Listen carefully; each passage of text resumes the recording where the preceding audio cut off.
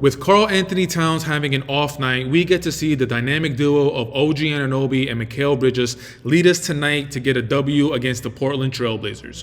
What's up, guys? It's your boy Dariel, and before we get into today's video, I just want to remind you guys that around 65% of you guys are not subscribed to the channel. So whatever you do, hit that subscribe button if you guys want to be up to date with the more recent injury news, rumors, reports, post-game videos that Chris and I put out. Hit that subscribe button.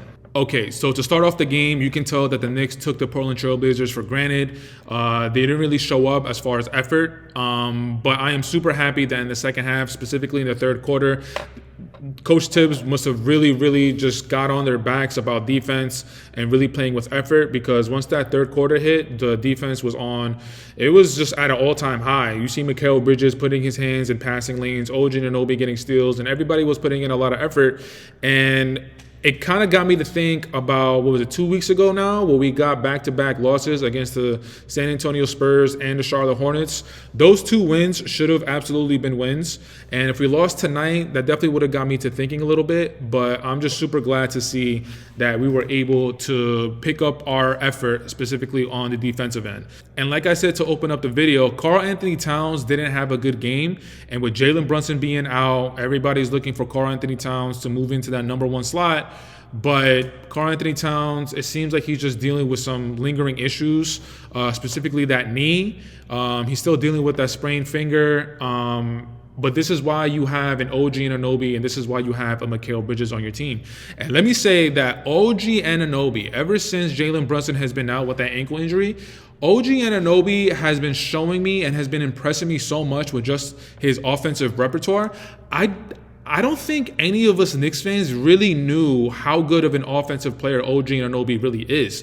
Everybody knows what he brings on the defensive end. Everybody knows that he's one of the best perimeter defenders in the league. But as far as offensively, what I'm seeing from him really just expanding his game, this is why I bring up the conversation of, why is everybody pointing the finger at Mikal Bridges and looking at Mikal Bridges as that third option?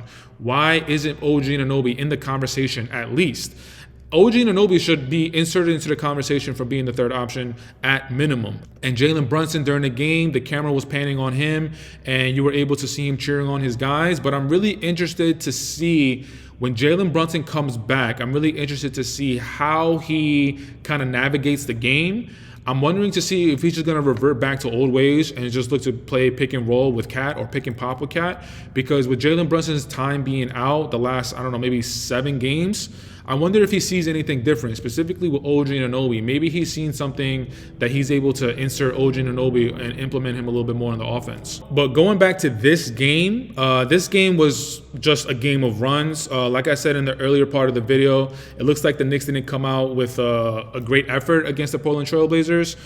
We were outscored 20-3 to close out the second quarter, but then in the third quarter, we picked up our defense and we finished the third quarter on a 25-10 run. Mikal Bridges, in the third quarter, he had 8 of his 15 points. At the time, he had 15 points in the third quarter. But for the game, Mikal Bridges ended the game with 28 points, 12 of 22 from the field, 2 of 6 from three-point line, converting both of his free throws with 2 rebounds, 7 assists, and 1 block in the 40 minutes that he played. And his partner in crime for tonight's game, OG Anunoby, he finished with the same amount of points, 28 points, 11 of 16 from the floor, 2 of 5 from three-point line, converting all 4 of his free throws with 7 rebounds, 2 assists, 3 steals, 2 blocks in 37 minutes. OG Anunoby is an absolute stat stuffer, just making an impact on the game in every area. Offensively, looking at the rebounds, looking at the steals with 3, the blocks with 2 defensively. Like, OG Anunoby was a complete stat stuffer for this game. And Karl Anthony Towns, like I said to open up this video, he didn't really have his typical Karl Anthony Towns night. And in the game with 10 points, 4 of 13 from the floor, 1 of 2 from the three-point line, converting his only free throw attempt with 11 rebounds, 2 assists, 1 steal, 2 blocks in the 32 minutes that he played. DeLon Wright, back-to-back games where I thought that Tyler Kolek was going to get that starting point guard position, starting on Friday against the Milwaukee Bucks. DeLon Wright started again tonight, and this is also a question that I think us Knicks fans are going to be thinking about, especially with just how DeLon Wright has been playing.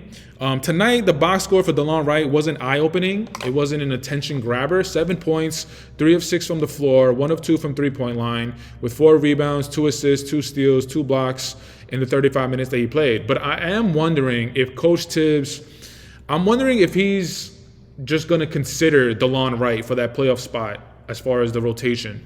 Because we all know that Coach Tibbs, when he gets to the playoffs, he likes to keep his rotation very short.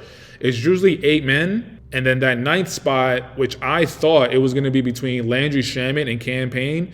But I think DeLon Wright getting these 2 stars the last 2 games, and he hasn't been anything special, but he's been solid. Now, albeit it's only been 2 games, and one of them was tonight against the Portland Trailblazers, who are one of the worst teams in the league. Tyler Kolek, as much as us Knicks fans, we like him, he's definitely a project. And on top of that, he's like 6'1". He needs to eat like 100 hamburgers. And the problem with Tyler Kolek is that he could get hunted on defense. As soon as he gets into the game, whatever team we're playing, you can tell that the opposing team's plan is to just hunt him on defense, put him in pick and roll, or put him on the block, because he doesn't really have a lot of muscle. He doesn't have a lot of experience, and he's just a smaller guard. And this is where I think DeLon Wright could really come in. You can't really hunt DeLon Wright. DeLon Wright isn't known as a defensive player, but he's not really known as somebody that you can hunt on the defensive end, where unfortunately that's where Tyler Kolek is. Speaking of Coach Tibbs' playoff rotation and which players he's actually going to consider, Landry Shamet had another solid game. Tonight, 11 points, 4 of 9 from the floor, 3 of 6 from three-point line, with 4 rebounds, 1 steal in the 19 minutes that he played. I'm a big Landry Shamet guy. I think that Landry Shamet should have that 4th spot in the playoff rotation if Coach Tibbs is feeling froggy and he wants to extend it to a 9-man rotation. Because depending on what Coach Tibbs does with Mitchell Robinson, if Mitchell Robinson is going to be inserted into the starting lineup, because as of today, we're going to be facing off against the Milwaukee Bucks. And if the playoffs started today, the Milwaukee Bucks are the 6th seed. So we'd be going up against Milwaukee. And how does that look for Coach Tibbs? Does he insert Mitchell Robinson into the starting lineup? If he does that, then Josh Hart more than likely is going to be one going to the bench. And by that time, everybody's going to be back. So the lead players coming off the bench, we got Josh Hart, we got Deuce, and we got Precious. That's already 8 men right there. And then that 4th spot, if Coach Tibbs is feeling froggy, is going to be between Cam Payne and Landry Shamet. But like I just said a little bit earlier, maybe DeLon Wright, with the way he's been playing as of late, maybe Coach Tibbs is also considering him. So it's going to be interesting to see what Coach Tibbs does towards the end of the season and when the playoffs come around. I believe we have around 8, 9 games remaining. No, we have 8 games remaining, because on Friday, that was our 10th game. Today is our 9th. So I believe we have 8 games remaining. So the playoffs are coming. They're around the corner, and they're coming fast. And before I wrap up the video, I decided that instead of giving some Precious hate like you guys say I do, and all the comments and all the videos that I talk about, I'm going to give Precious some love. That second quarter for Precious, let me give him love first, and then I'll explain the frustrating part. He had 10 points for the game, and all those 10 points came in the second quarter. He was, at a point in the second quarter, he was 5 of 5 from the field, but then he ended up missing one of his shots. So he ended the game with 10 points, 5 of 6 from the floor, with 2 rebounds in the 11 minutes that he played. The frustrating part with Precious is he has these glimpses of where it looks like he knows what he's doing. He's putting his butt on the block. He's having a spin move. He's dunking on people, using his athleticism to his strength.